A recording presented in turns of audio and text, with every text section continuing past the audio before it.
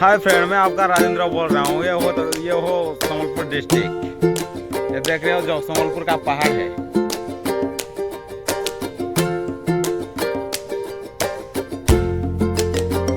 मेरा दोस्त लोग के साथ मैं घूमने आया हूँ पहाड़ी पे। ये देख लो,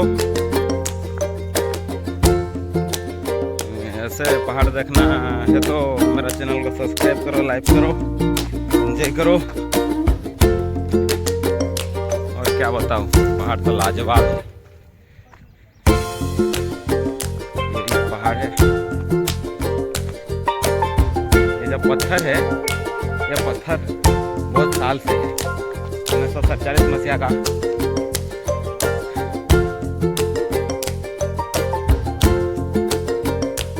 मैं अभी हूँ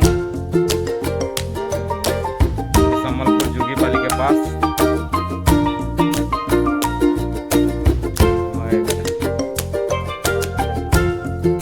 ये सब बड़े आदमी है, मूर्ख आदमी।